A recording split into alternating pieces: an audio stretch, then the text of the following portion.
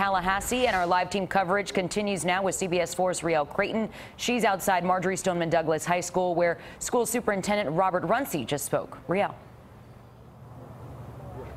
Well, Lauren, there was always a question about how many of these teachers would show up and would they be ready to come back here to school. But there's no question by looking at the parking lot that a lot of them did. But we could tell before this day even started that this was going to be extremely emotional. There were some teachers that were returning in tears as they entered that parking lot, BSO deputies at the entrance.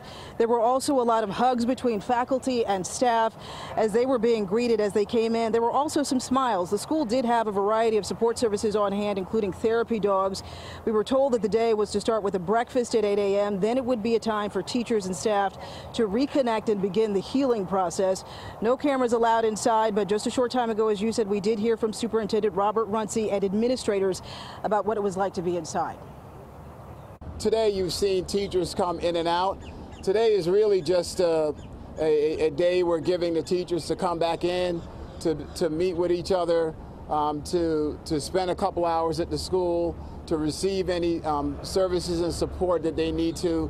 But it's just a day for us to connect with them, for them to connect with each other, and do what we can to just help with the transition. Well, to let you see what's going to happen in the next week, this was a phased reopening that will continue through all of next week. Sunday, it begins. There will be a voluntary campus orientation for MSD students, parents, and guardians.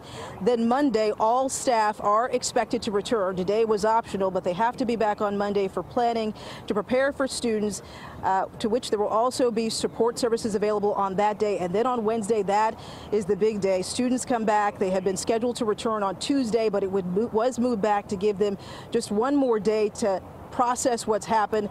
The day will be a half day. Students will then be on a modified schedule through the end of next week. Now, speaking out here just a short time ago, Superintendent Robert Runcie did also make some news. He said that he spoke out against the idea of teachers having weapons in their hand, teachers being armed, but he also said BSO will have BSO deputies with assault weapons here on campus that will serve as another level of security.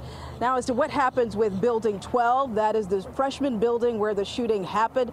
That building, he says, is on lockdown. Those some 550 freshman students that had been housed in that building will have to be accommodated elsewhere when school begins on Wednesday.